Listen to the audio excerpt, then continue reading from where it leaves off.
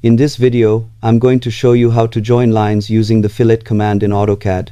This is a quick and easy way to connect two line segments without manually extending or trimming them. Start by typing F in the command line and press Enter to activate the Fillet command. Next, click the first line and then select the second line you want to join. AutoCAD will automatically connect the lines by creating a smooth corner or trimming and extending them as needed. If you want a sharp corner instead of a rounded one, make sure the fillet radius is set to 0 before selecting the lines. You can adjust the fillet radius at any time to create rounded corners of different sizes.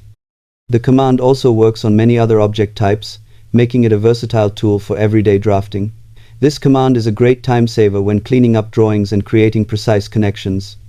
With regular use, the Fillet command can significantly improve your drafting speed and accuracy. Thanks for watching, and happy drafting in AutoCAD.